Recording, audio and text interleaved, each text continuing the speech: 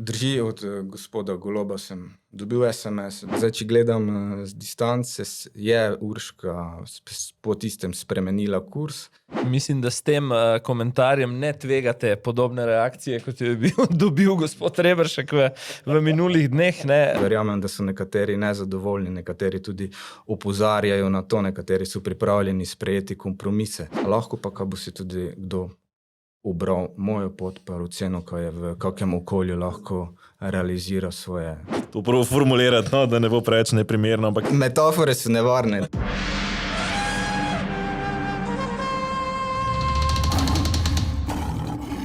To je Tedenski safari, podcast, ki ga spremljajo levi in desni, pa tudi tisti, ki so malo levi in malo desni, tokrat v bonus izvedbi. medtem ko predsednica parlamenta dviguje krilo, premier pompozno napoveduje super računalnik, strankarski operativci pa snujejo večmilijonske posle, bomo pogledali v zakulisje tega dogajanja. Tokrat je v studiu z nama gost, ki je vsaj malo lev in vsaj malo lev. Pozdravljeni gospod Tine Novak, prekmurski poslanec, ki je nedavno iz Gibanja Svoboda prestopil k Logarjevim demokratom. Lep pozdrav. Za začetek povemo še to, ni edini ta strankarski premik, ki se je zgodil v vašem življenju. Pred mesecem ste postali tudi oče, seveda čestitava, želiva obilo zdravja in sreče. Sicer pa povejte malo tako, menjava stranke, oblikovanje nove poslanske skupine, vzporedno rojstvo sina pred mesecem dni. Če nam najprej morda opišete, kako se vam zadnje tedne vrti to življenje, tudi midva sva se kar nekaj časa v bistvu lovila okrog tega termina. Ja, življenje se ti res obrne na glavo. Zdaj, če uporabim prispodobo safarija, je dokaj nepredvidljiva taka akcija oziroma stepske napade moraš dobro odmerjati, kaj ti vleglo mali tigerček neprestano rjove, tako da mora levček skrbno izbirati čas. V parlamentu pa večji tigri rjovejo, ne? Tako. Kaj je večji šok, rojstvo otroka ali menjava stranke? Bom čisto iskren, ker sem večji spekter čustev oziroma močnejši safari čustev občutil kar ob ta prvem, se pravi ob menjavi stranke. Bi hotel reči bolj na romantičen način, ampak ne bi bilo iskreno. Zdaj, ko že omenjate safari, ste že izkusili tudi tega pravega, bom rekel, v savani z divjimi živalmi, ali to še ne? To še ne, najbližje sem bil, ko sem po 2-3 dokumentarcih na National Geographicu se odločil, da si dam na bucket list. Evo, tudi midva. Zdaj pa, če gremo morda malo bolj resno, pri Gibanju Svoboda ste praktično bili od samega začetka, če sem pravzaprav med prvimi recimo operativci. Zakaj ravno Svoboda, kaj vas je nagovorilo oziroma kaj ste pričakovali, ko ste se pridružili tej ekipi, stranki? Drži, Svobodi sem se pridružil v samih zametkih formiranja stranke oziroma mreže oziroma v teh zgodnjih predkvalifikacijah iskanja kandidatov za državnozborske volitve. Nagovoril me je kolega, s katerim sem bil skupaj na študijski izmenjavi. Rekel sem mu, da bom premislil, moram priznati, da sem si vzel en dan oziroma eno noč ter mu dahnil, da. Delili smo pa skupno vizijo, se pravi modernizacije Slovenije, hitrega razvoja, digitalizacije, tako da sem hitro sprejel to vizijo, sprejel vlogo kandidata ter šel v kampanjo. Zdaj, glede na to, da je Gibanje Svoboda sploh v tistih začetkih v kampanji bila izrazito spet stranka enega človeka, Roberta Goloba, ne, domnevam, da vas je tudi njegov lik, tudi njegova pojavnost v medijih takrat nagovorila. Kaj točno recimo vas je prepričalo, pa potem kasneje bi vas prosil za eno oceno, v kakšni meri so se neka pričakovanja uresničila in kje je tista točka, na kateri ste najbolj razočarani na to zgodbo? Ja, drži. Predsednika Goloba oziroma njegov lik sem poznal že odprej. Vedel sem, da je direktor zelo uspešnega oziroma enega največjih podjetij. Tako da je mogel dobro menedžirati razne funkcije. Tudi sam sem pa bil prej zaposlen. Naj še tu povem za medklic, ko prihajam iz podjetniške družine. Nazadnje sem pa bil zaposlen kot podjetniški svetovalec na razvojnem centru oziroma regijskem centru, tako da sem točno videl, kje so mogoče ozka grla razvoja učinkovitega podjetništva v Sloveniji, ter sem pri predsedniku Golobu prepoznal, da bi lahko bil nosilec teh sprememb. In mogoče ravno z teh pričakovanj, kako se pravi, če so pričakovanja visoka, je lahko tudi posledično razočaranje toliko večje, ravno ko sem videl, ko mogoče ne naredimo dovolj, kar se na nacionalni ravnosti tiče. Mogoče samo še pod vprašanje, skoraj zimzelena je že tista izjava Urške Klakočar Zupančič o vrhunskem menedžerju. Kako vi danes gledate na kratko z distance na to oznako? Če izhajam iz tega percepcijskega sidrišča, da je GEN-I vseeno takrat bil zgodba o uspehu, da so delali dobro, mogoče še ta etiketa drži, je pa verjetno prehod potem v državo oziroma na vlado ni tako samoumeven, kot bi kdo pričakoval. Zdaj, govorilo se je, da v Svobodo, ko se je začelo, ko se je nabiralo kadre, ni bilo kar enostavno priti, se pravi, nekako te je moral nekdo preveriti oziroma vsaj nekdo povabiti. Kako je to potekalo v praksi oziroma kdo je v tem kontekstu vas preverjal? Se pravi, priporočilo je dal, kako sem že uvodoma omenil, kolega z faksa, s katerim so bila skupna izmenjavi. Sicer uslužbenec podjetja GEN-I. Drži, po mojih informacijah še vedno. Na to pa so bili postavljeni tam že neki regijski koordinatorji, kateri so bili potem dodatna varovalka, s katerimi sem upravil, mislim, kar 2 intervjuja oziroma pogovora, ter mu dostavil papirje, oziroma s katerimi sem izkazal določene moje reference. Kaj pa se je recimo preverjalo, torej kaj te reference, rekel, diplome oziroma akademske dosežke ali tudi neko pravovernost, ali kaj recimo jih je zanimalo? No? Ja, v določenem delu se definitivno preverjalo tudi te kompetence, se pravi, kako bi bil kompatibilen z to zgodbo. Na podlagi intervjuja se pa te verjetno prepoznal interes oziroma skladnost z to zgodbo. Ta priporočila, kako ste pa omenili tudi uvodoma v vprašanju, sistem se je pa spostavil nekoliko kasneje, mislim, po samih volitvah, ko smo začeli tudi z nekim intenzivnejšim zbiranjem članstva, se pravi, je član lahko postal tisti, za katerega sta jamčila z podpisom 2 člana. Zdaj, ko omenjate te razgovore, nekako ne omenjate Roberta Goloba, ni imel operativne vloge pri tem, kdo je v praksi potem to počel za njega? V mojih koncih, se pravi v volilni enoti 8, on ni imel, se pravi, tam je bil kolega so poverili kolega z Lendave, ki mislim, da je imel predhodne izkušnje v politiki že skozi stranko SMC, to je pa kolega Sven. Kako bi vi opisali vlogo Roberta Goloba v tej prvi fazi? Je to bilo dejansko samo bolj nastopanje po medijih, bildanje nekih pričakovanj, kot ste rekli, oziroma na drugi strani na tem državnem nivoju, kdo bi rekli, da je bil prvi operativec, kdo je vlekel te niti? Recimo uradno vemo, da je bil pač vodja volilnega štaba, gospod Andrej Ribič, generalna sekretarka, kasneje postala Vesna Vuković. So to ti ljudje ali kdo drug? Ne, Nestor te zgodbe je definitivno Robert Golob, saj to je stranka, ki jo je začel Robert Golob, verjetno je tudi snoval strategijo.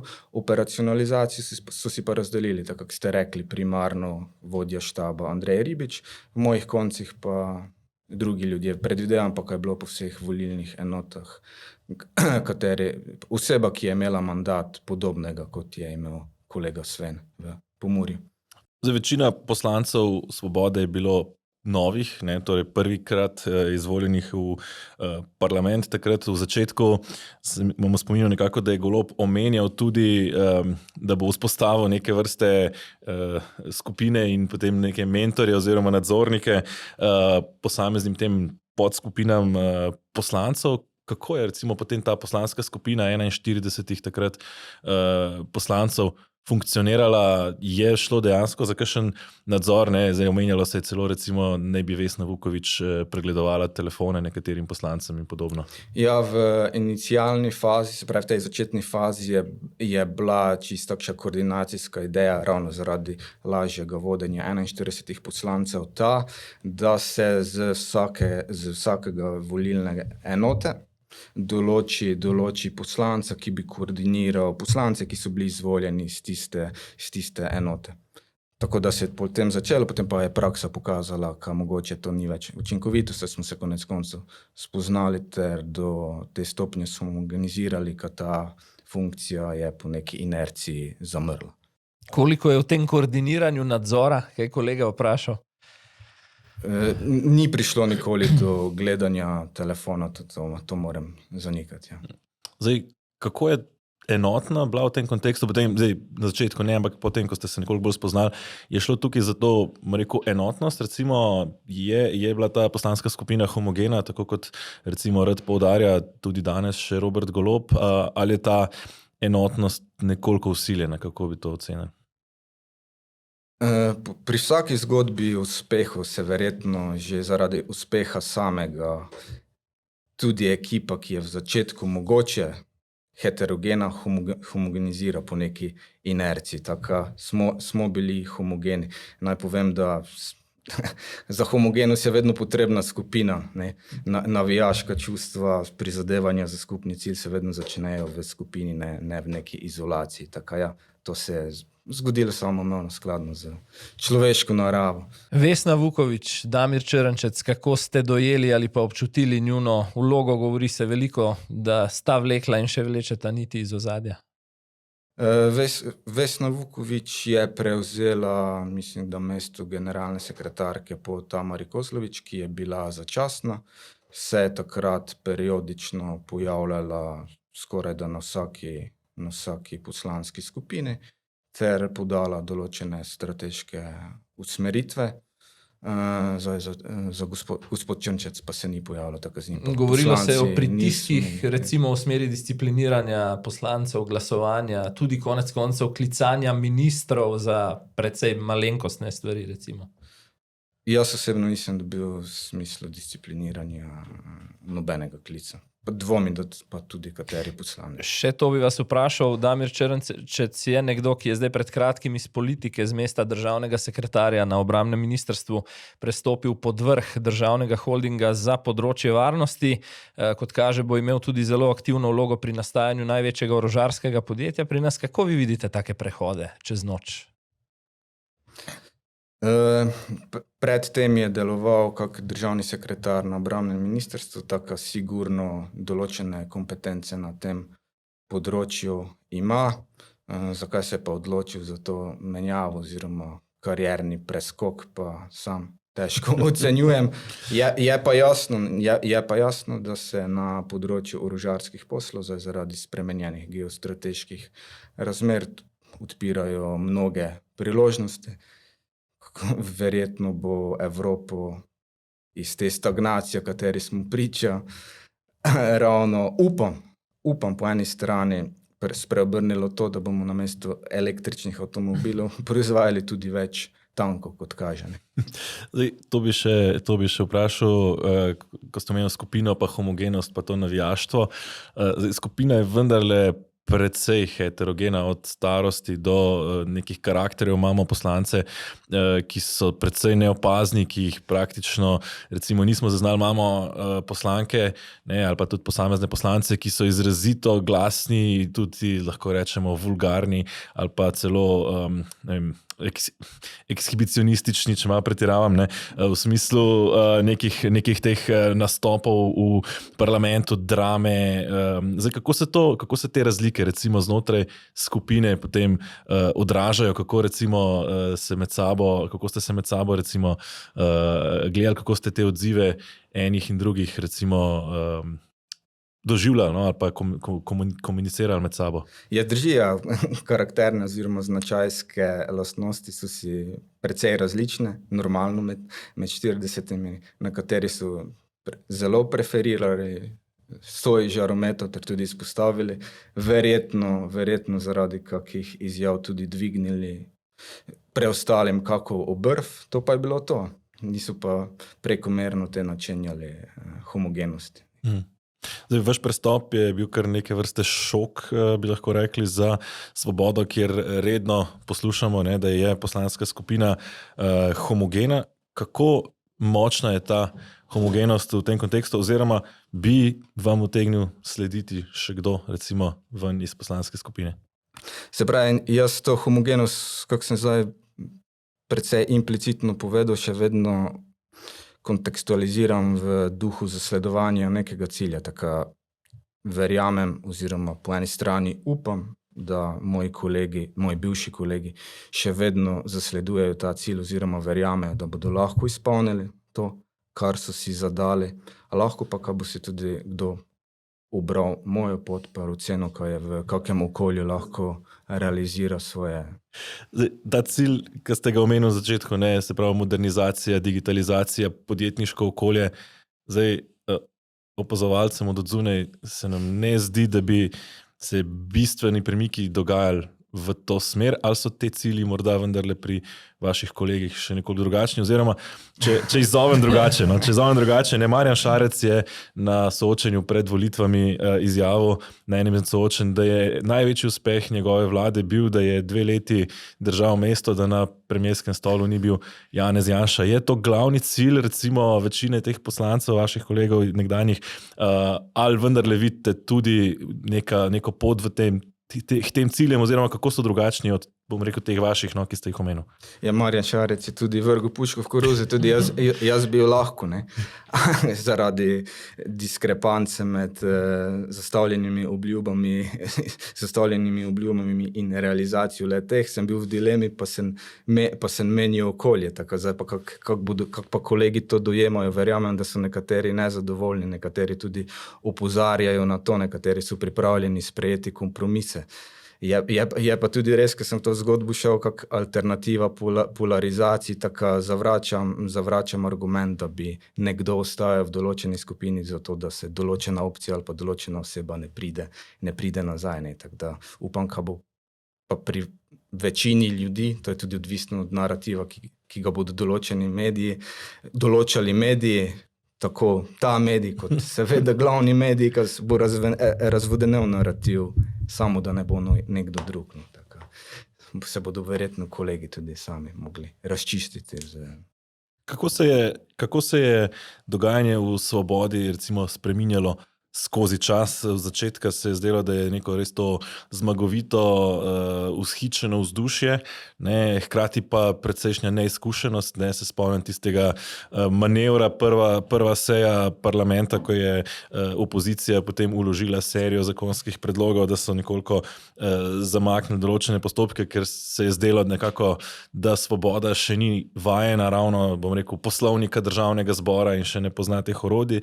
In recimo do zdaj, ko je po 3 letih ta, se mi zdi, neka vzhičenost upadla, hkrati pa so se ljudje naučili recimo počasi uporabljati poslovnik, nekateri, no, vsaj. Ja, tako kot vsaki je tudi zgodba od Svobode oziroma entuziazem od Svobode oziroma svobodnih poslancev trčila ob določen zid, ki sliši na ime realnost. Tako se je temu prilagodila. Hkrati pa ja, sigurno smo se vsi mogli tudi, predvsem ljudje mojega profila, ki predhodno niso imeli izkušenj, učiti dokaj hitro, sprejemati kompromise oziroma to realnost, pa posledično vsaj nekateri naučiti poslovnika. Ne. Zdaj, če gremo na te neke prelomnice, recimo ena taka je bila izključitev Mojce Šetinc Pašek takrat iz stranke. Kako veliko presenečenje je bilo to interno, recimo takrat za vas? Ste pred tem vedeli, kaj se pripravlja, kaj se je recimo dogajalo v tistih zadnjih dneh tik pred tem? Kako burno je bilo to? Ne, dosti pred tem nisem vedel. So pa bili zadnji 2-3 dnevi relativno burni. Potem smo imeli na svet stranke, kjer so nas obvestili, da so nam v izvršnem odboru sprejeli sklep o njeni izključitvi. To je bil hkrati ta čas, ko se je začelo govoriti, da nekateri poslanci morajo pokazati SMS-e, telefone in tako naprej. Ja, res je, to potezo je spremljalo marsikatera špekulacija, ampak jo tu moram zavrniti, da Zdaj, dolgoročne posledice tega dogajanja takrat pa se mi zdi, da so vidne najbolj pri predsednici parlamenta Urški Klakočar Zupančič. V nekem prvem obdobju bi jo lahko opisal recimo kot občasno opornico na glasovanjih, tudi nekaj njene občasne notranje kritike, ne. Potem se mi zdi, da je šla v nek drug način delovanja, v dokaj nekritično borko za obrambo lika in dela predsednika vlade Roberta Goloba. Kako ste vi to videli? Kaj se je takrat pravzaprav zgodilo v narekovajih, če rečemo o tisti noči dolgih nožev znotraj stranke? Ja, niso bili gli. Mogoče. Metafore so nevarne, take, ker lahko dajo napačen vtis. Predramatičen kontekst. Ja, ampak zdaj, če gledam z distance, je Urška po tistem spremenila kurs, ter se iz upornice prelevila v bistveno bolj konstruktivno igralko za svobodo. Mislim, v bistvu, kolikor vem, so ji precej naravnost povedali, da če bo šlo tako naprej, ne bo več dolgo predsednica državnega zbora.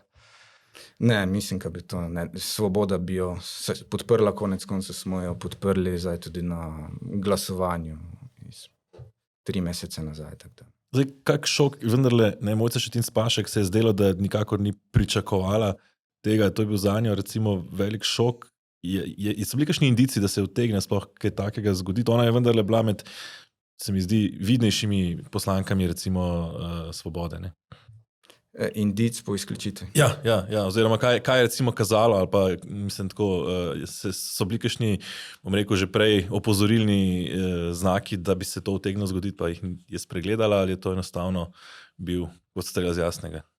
Bolj kot strela z jasnega, čez noč je kumuliralo v situacijo, da je prišlo do poteze, kakršne je prišlo. Pa se vam je zdela recimo takrat razumljiva, logična, smiselna? Ja. Zdaj, ko smo že recimo bili pri Urški Klakočar Zupančič, vsaj od zunaj se daje vtis, da je nekako manjka, bom rekel, neke, pa bom zdaj mogoče to prvo formulirati, da ne bo preveč neprimerno, ampak vendarle neke zrelosti, čustvene stabilnosti ali pa osnov bontona in še česa.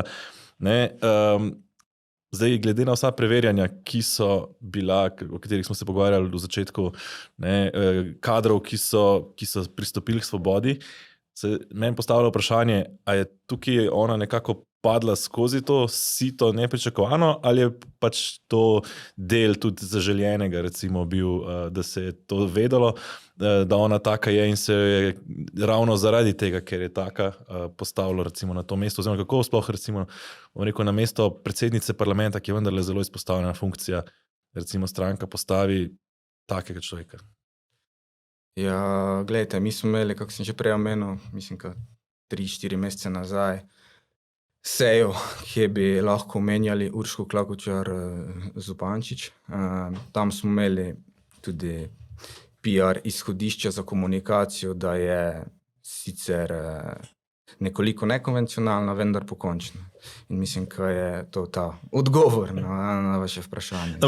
Je bil interes Svobode prav recimo postaviti takega človeka na to mesto kot pokončnega, nekonvencionalnega? Drži, po moji ceni, da. Mislim, da s tem komentarjem ne tvegate podobne reakcije, kot je dobil gospod Reberšek v minulih dneh. Zdaj, zanima me, da ni tukaj samo govora Urški Klakočar Zupančič, zdi se mi, da so še druge poslanke Svobode, naprimer Tamara Vonta, morda še bolj Lena Grgurevič, za katere se zdi, da so ves čas, tako meni deluje, na nekoga ali na nekaj jezne. Kako je to videti potem za zaprtimi vrati poslanske skupine? Zdi se mi, da vendarle tudi nekateri poslanci Svobode imajo z določenimi zadevami težavo, pa to malo težko gledajo in poslušajo. Jaz spet bom se zatekel k uporabi nekonvencionalnost.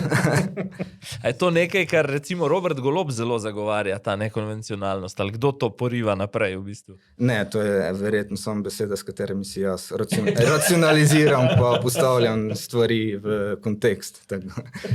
Nisem to prevzel z jezika oziroma besednjaka Roberta Goloba. Ja, pa se nabere jeze, ravno se mogoče tudi kaže v odvzemanju besede na odborih, na delovnih telesih v parlamentu, kjer je res manjka tolerance do drugih mnenj, do drugih vizij, do drugih retorik. Taka jeza hitro akumulira, mogoče prehitro se sproži, zdaj pa kaj pa poganja, kakšni refleksi so pa lahko. Ste govorili o nekonvencionalnosti, a tudi Goloba vidite na ta način. Meni recimo je ostala v spominu tista izjava, kako je COVID s soljo in z soncem možno pozdraviti v nekaj dneh. Ne? Ta izjava je pa komplementarna bila mainstreamu, oziroma bolj komplementarna neki ustaljenemu zdravstvenemu vidiku, katera je požela kar neka simpatise.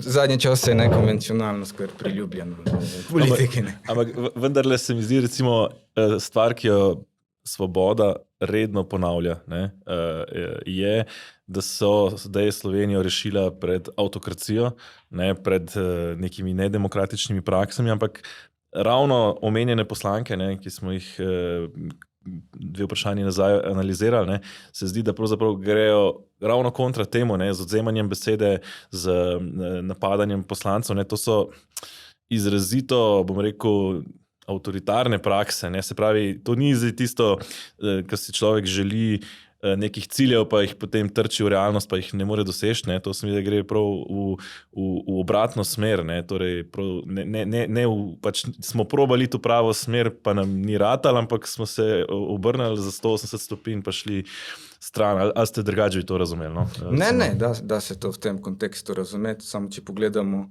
širše, konec koncev so te pojavi simptom kolektivne zavesti celotne Slovenije, katera deluje na nekih proti, za oziroma refleksih, konec koncev, če hočete slišati anti-Janša refleksih, ko pri nasprotovanju odpovejo pač neki racijo, ter se gre na empativni pristop, kateri hitri te kumulira v jezu, če se ga težko nadzira. Tako je.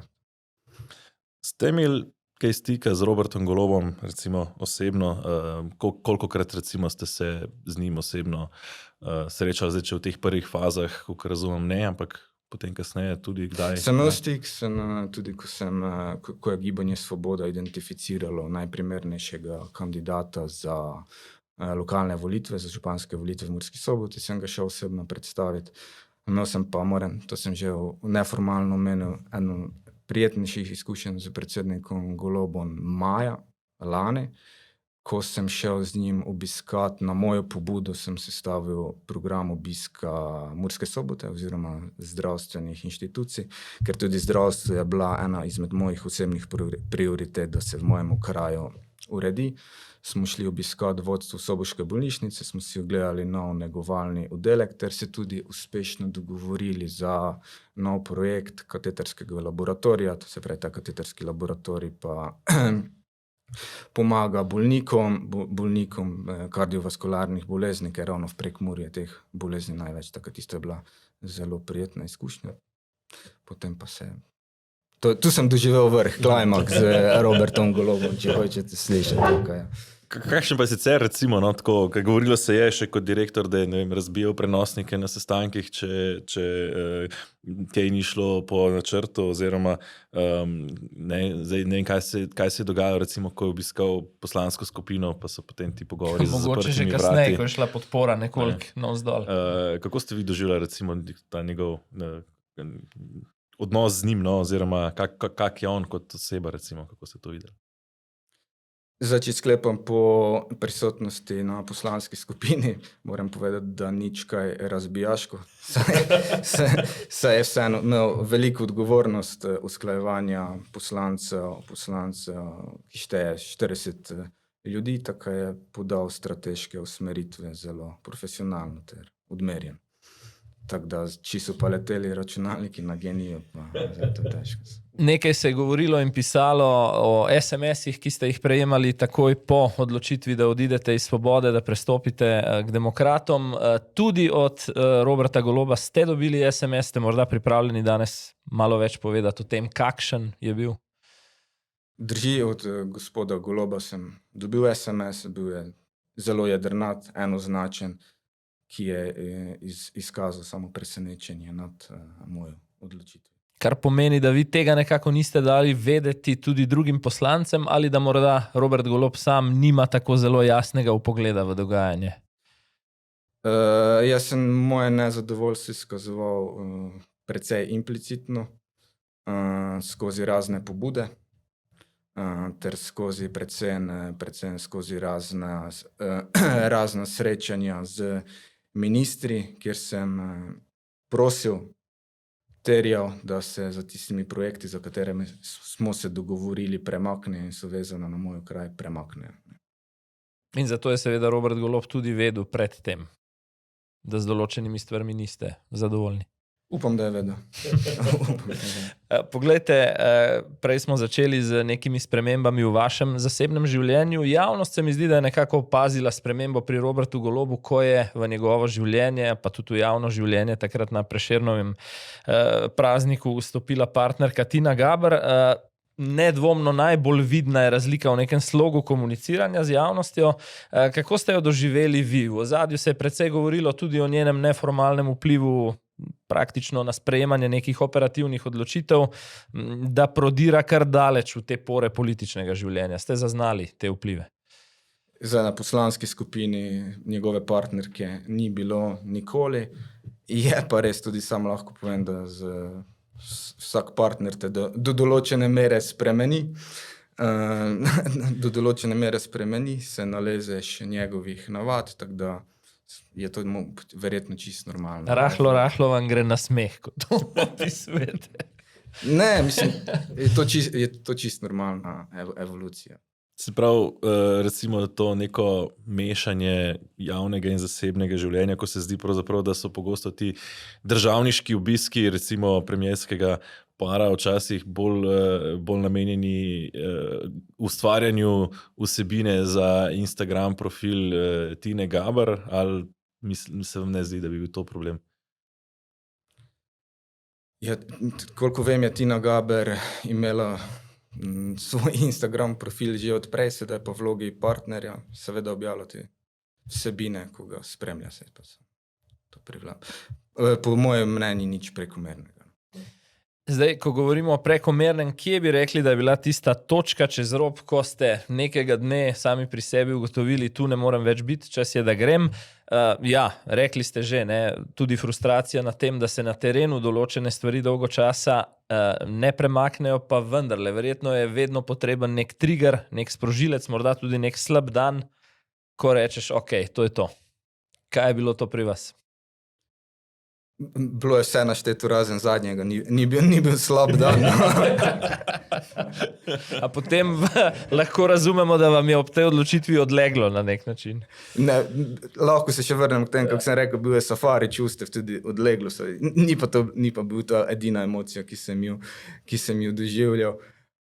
Ja, pa tudi kako sem uvodoma rekel, se pravi, jaz sem si kot poslanec v kraju, ki je bil izvoljen z Murski Soboti, določil razne prioritete.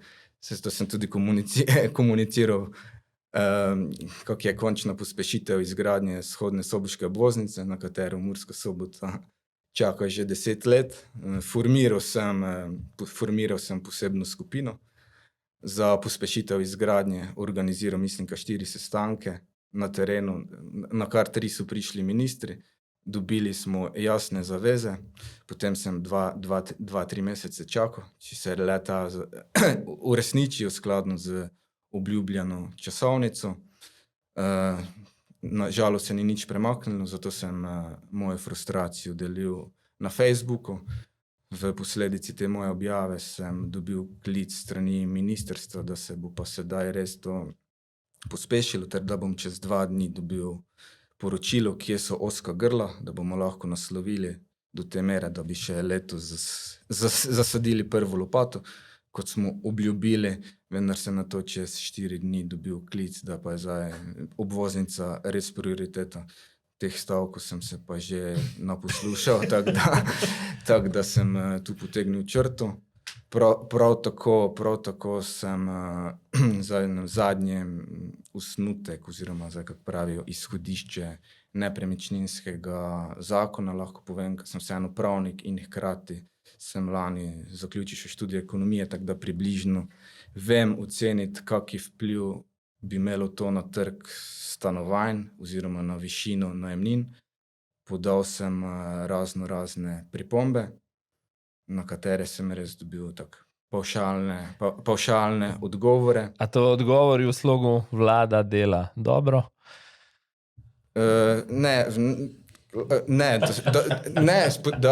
Da spodkopavam koalicijsko pogodbo, v kateri jasno piše, da bomo izvedli nepremičninski davek. Pa sem tudi kontrastično ravno zaradi slabih izkušenj z omrežninami rekel, da si ne moremo pri tej zgodbi dopustiti, da pridejo prvo računi, pa da bomo potem sanirali. Hkrati pa tudi kot pravnik sem si prebral odločbo Ustavnega sodišča z 2014, ko je ravno razveljavilo ta zakon zaradi dikcije, da se ne morejo diskriminirati oziroma drugače obdavčiti rezidenčne in nerezidenčne. Mi smo pa v tem izhodišču uporabili dikcijo drugo in nadaljnjo. Mislim, da bi to Ustavno sodišče dalo popolnoma isto presojo.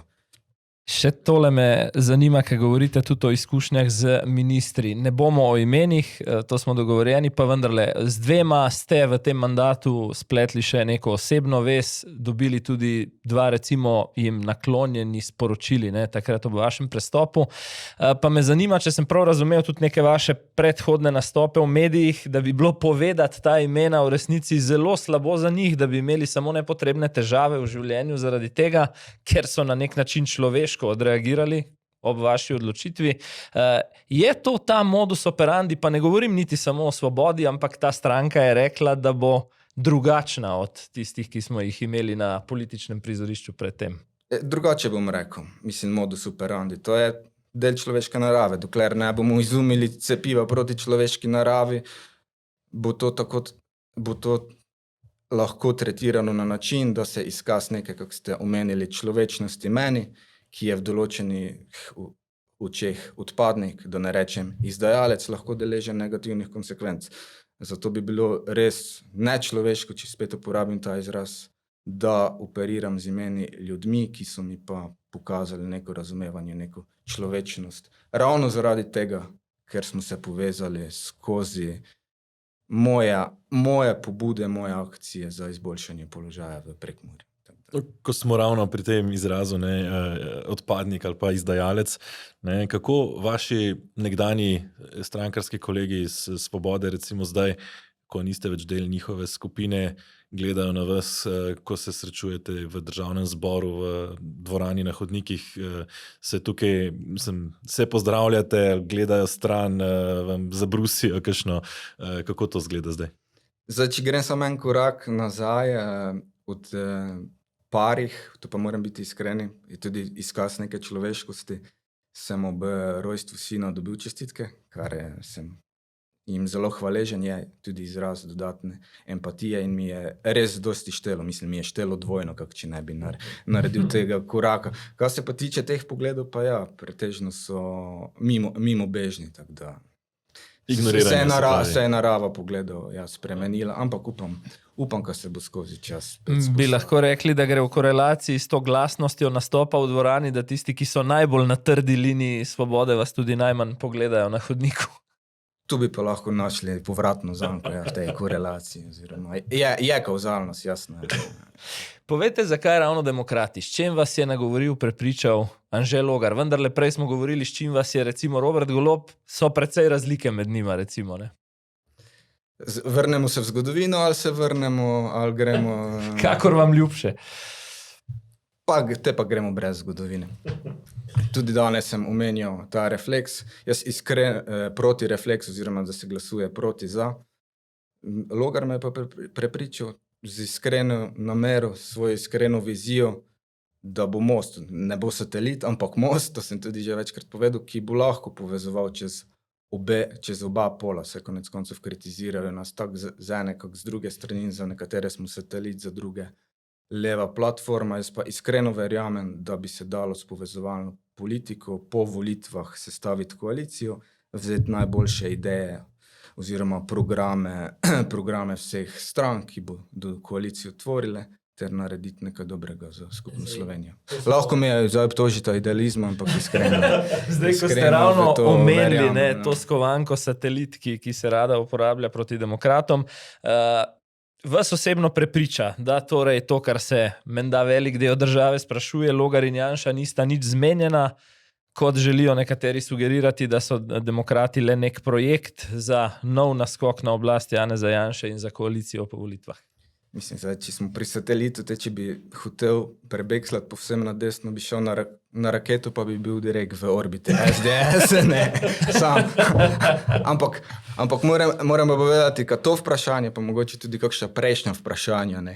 Lahko, ker sem naiven, ampak skozi moje oči pa so včasih stvari bistveno iskrenejše, bistveno preprostejše, kak doživlja neka javnost. Mislim, da so ljudje nagnjeni k neki kompleksnosti, pristranosti. Če je resnica preprosta, dajo neko teorijo, lahko teorijo zarote, lahko teorijo satelitov, kakorkoli. Tako, no, da poenostavim, da skrajšam, ja, iskreno verjamem, da nista dogovorjena, da je Logar svoj vlak, na katerega sem sam vstopil. Verjamete tudi, da je možna recimo ta mešana koalicija, kjer bi se sestavila iz nekaj recimo strank desne sredine, nekaj strank leve sredine. Na eni strani smo videli Milana Kučana, ki opozarja, da ni čas, da bi se dogajalo povezovanje preko sredine. Na drugi strani se zdi, da tudi strani Janeza Janše ki sicer vabi, ne, po eni strani, ampak da neke hudo velike odprtosti, oziroma po eni strani on vabi, ne, na drugi strani pa očita recimo Novi Sloveniji domnevno sodelovanje recimo s Svobodo, ne, torej nekega duha v trenutnem parlamentu za to sodelovanje preko sredine se zdi, da ni. Kaj pričakujete, da bo recimo po naslednjih volitvah drugače? Jaz pričakujem, da bodo ravno zdaj to obdobje, ki se že začenja do volitev, pokazalo, da je to daleč najboljša pot za Slovenijo, se pravi sodelovanje čez obeh polov, povezovanje vseh polov, tako bodo tudi verjetno državljani glasovali na tak način, da bodo akterje primorali, da bodo sestavili hočeš nočeš to koalicijo, ki se bo na koncu izkazala, da bo zelo uspešna oziroma učinkovita. Seveda bo pa tu potrebno dati neke stare zamere na stran. Je pa res, kaj to gledam skozi mlade oči, ker sem relativno neobremenjen z politiko iz preteklosti, tako da nekih racionalnih ovir za sestavo tovrstne koalicije ne vidim. Zdaj, ko ste omenili prej razne teorije zarote, ne, eno takšno teorijo se mi zdi, so ob vašem prestopu prodali tudi Komisiji za preprečevanje korupcije, češ, da vas je Logar podkupil s tem, ko naj bi vam pomagal priti do predsednika skupine za umetno inteligenco pri OVSE, ne, pri čemer gre za neplačano funkcijo, ki vam je itak prenehala, čeprav razumem s tem, oziroma vam bo, ne, prenehala s tem prestopom, ne. Kako je torej s tem, oziroma veste, kdo vas je sploh tukaj prijavil, kako razumete recimo to prijavo? Ja, uradna entiteta, mislim, ko sliši na ime Mladi za boj proti korupciji, tako zdaj, če izhajamo z njihovega imena, so res čuječni na to vrstne koruptivne pojave, tako pričakujem, da bo dosti prijav, ne proti meni, ampak obče, ampak tu so povezali napačne točke oziroma potegnili napačne sklepe. Drži, funkcija je neplačana, funkcijo sem izgubil, oziroma mislim, da sem bil ravno v torek razrešen z pozicije vodje slovenske delegacije za varnost in sodelovanje v Evropi, katera je predpogoj, da sem sploh lahko dobil to funkcijo. Gospod Logar mi je kot izkušen diplomat, konec koncev je bil v prejšnjem sklicu zunanji minister, ob mojem prvem srečanju z tujimi delegati, mislim, da to bilo februarja 23 na Dunaju, mi pomaga omrežiti, konec koncev naj povem, da je v OVSE 56 držav, ter da je bilo prisotno 300 delegatov. Na zadnje sem bil z gospodom Logarjem na skupnem srečanju oktobra. idejo za kandidaturo mi je pa dozorela maja. Tu je še sreča, da je vse povsod neka sled, ker sem si sam dopisoval z delegati, katerim sem nakazoval moje razmišljanja pa interes za kandidaturo. Kandidaturo zložil junija, ampak kandidiral sem jaz za podpredsednika odbora za ekonomska vprašanja, kjer sem v svojem programu dodelal vidik umetne inteligence do te mere, da kljub temu, da nisem bil izvoljen, kajti bil je izvoljen ukrajinski kolega, so me pozvali in so ocenili, da je zaradi duha časa, kjer umetna inteligenca res kroji vsak dan, potrebno, da bi lahko formirali dodatno funkcijo, se pravi, to je posebnega predstavnika za umetno inteligenco, z mandatom 1 leta, se pravi do junija 26. Moja naloga je pa bila, da bi pripravil neki regulatorni okvir, ki bi ga tam sprejeli in bi potem romal v vsa nacionalna parlamente, da bi zamejili te big tech, oziroma jih prisilili k razkritju programske kode. Naj povem, da sem tudi sam zelo entuziastičen glede na razvoj umetne inteligence, tako sem vložil v to dosti časa in mi je pač žal, da sem izgubil to funkcijo, ampak je pa to cena. Zdaj, sami ste omenili, ključna beseda demokratov je sodelovanje. Zdaj, če že pride do sodelovanja med poloma, se to pri nas v politiki v glavnem zgodi na precej specifičen način, prej spet v škodo nečesa kot v korist. Ne? Zdaj, ena stvar je to nagajanje pri oblikovanju nove poslanske skupine demokratov. Urška Klakočar Zupančič je bila najprej na stališču, da ste lahko nova samostojna poslanska skupina, SDS že na začetku proti temu, no potem je počakala na mnenje zakonodajno-pravne službe, ki je sicer pritrdilo, da s tem ni težav, pa si je kljub temu premislila, odigrala nekako v smeri SDS-a. Kako razumete ta obrat? Je to recimo praktičen primer sodelovanja med Svobodo in SDS ali so se samo tule poklopili interesi? Pa spet se bom vrnil k današnjemu hashtagu nekonvencionalnost. Ja, mene je tudi presenetilo ta preobrat po prebranem mnenju zakonodajno-pravne službe, ampak se je očitno našla pot, da se je spet odplesalo po robu samega poslovnika. Imajo očitno tudi posebno obutev, s katerimi lahko plešejo po robu tega poslovnika. Je pa res, da jih je tu verjetno tudi druga, največja opozicijska stranka podprla. Glejte, še v principu nasplošno, ne? Kako je sicer med tem usklajevanjem dveh največjih strank? Se to pogosto dogaja? Kako je videti od znotraj? Kar nekaj namreč neuradnih informacij o niti ne tako redkih kosilih, celo na najvišjem nivoju, Golob Janša. Tudi neke zunanje stvari kažejo na to, recimo usklajen umik referenduma o JEK2 pred dnevi, to presenečenje, ko je SDS kar naenkrat omogočil nadaljevanje procesa določenih ustavnih sprememb. Recimo NSI-ju se ves čas očita, ne, da so neko tretje rezervno kolo koalicije, na drugi strani se zdi, da je tudi usklajevanja z SDS kar precej. Kako vidite? Ja, to jaz lahko povem skozi svojo osebno prizmo, ne. Ni bilo nobenih posebnih dogovarjanj, nobenih stikov. Zakaj lahko to povem čisto praktičnega primera? Jaz sem tudi se ob rojstvu sina zaobljubil, pa sem prenehal kaditi. Kaj hočem povedati, da sem pa predtem zahajal v kadilnico Državnega zbora, vsi pa vemo, kaj v kadilnici je mogoče gard ljudi bistveno nižji, oziroma kaj pride do kramljanja. In tudi tam ob prižganem cigaretu z poslanci opozicijskih strank nismo prišli dalje kot od vremena. Očitno se vsaj na eni strani lahko res samo ena oseba pogaja, če se že, ali pa dogovarja. Ne? Če se že očitno. Zdaj, Anže Logar je najprej šel iz SDS-a skupaj še z dvema poslancema, torej so bili 3, potem so se z Dejanom Kalohom skregali. Vas je on povabil, da ste mu omogočili v narekovajih tretji glas za ustanovitev poslanske skupine. Kako je potekala ta recimo komunikacija med vami in Logarjem, ne, v tem času pred vašim izstopom oziroma takoj po njem? Ja, se pravi, tu pa mogoče res malo historičnega konteksta. Spoznala sva se čez to delegacijo.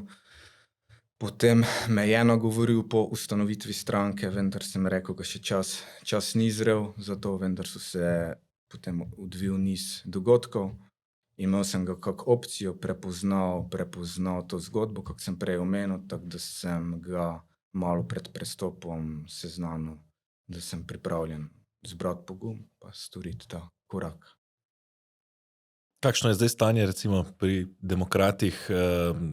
Govori se nekako, no, da to ustanavljanje recimo lokalnih odborov, ki so nujno potrebni, ne poteka po načrtu oziroma da jih je manj, kot bi si jih recimo želeli. Kakšna je ta dinamika zdaj v tej novi stranki? Zdaj, po mojem vedenju, relativno divergentno, po divergentno mislim, ker se v nekaterih krajih pospešeno ustanavljajo, ne. V nekaterih pa žal ne, nimam pogleda nad vsemi. Sem seznanjen, da je včeraj prestopila mariborska svetnica. Zdaj pa, kar se pa tiče mojih okrajev, bomo kmalu imeli ustanovitev lokalnega odbora v Ljutomeru, v Beltincih se bo formiral že svetniški klub, tako da se, mislim, ka pa pospešeno vseeno neki trend dogaja zdaj, razširitve lokalne mreže. Zdaj, za Anžeta Logarja smo v tem času burnega dogajanja in premikov izvedeli, da se po eni strani ukvarja z borilnimi veščinami, na drugi strani igra čelo. Kje vi sproščate to nakopičeno energijo, ki se nabere? Novembra, kot zanimivost, novembra sem ravno, ko sem opazil to prenakopičeno energijo oziroma neizraženo frustracijo poklical bivšega kolega poslanska. Mogoče, veste, koga imam mislim, mogoče ne, Dejana Zavca. Sem rekel, Dejan, gledal sem en podcast o sproščanju nakopičene energije, pa sem med najboljšimi prioritetami zaznal boks. Zdaj poveži me z enim klubom. No. Tako hočem povedati, novembra, ko je še bilo nekaj več časa, sem tudi sam cel mesec hodil na boks. Tako mislim, da bom zdaj maja to obnovil, no. Ali pa, če bo čas za fajtanje še kje drugje. Tako sem sproščal tudi v boksu, trenutno pa z sprehodi pa vozičkanjem. Ja, evo, vozičkanje, to otroci kličejo, tudi naš čas se počasi izteka, tako da hvala, gospod Novak, ker ste nam pomagali malo odstreti, bom rekel, to pogled v zakulisje slovenske politike, bom rekel, tako v Gibanju Svoboda, kjer ste bili prej, kjer imamo sorazmerno malo vpogleda včasih v to delovanje, in na drugi strani zdaj na koncu v novi stranki Demokratov, kjer pa še, bom rekel, gledamo ta nastanek oziroma razvoj, kaj bo iz tega nastalo. Zdaj, ko smo že ravno pri razvoju in nastanku novih projektov.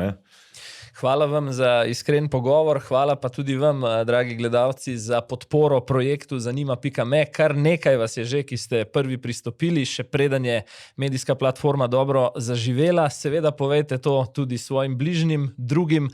Hvala pa tudi za vse odzive na socialnih omrežjih.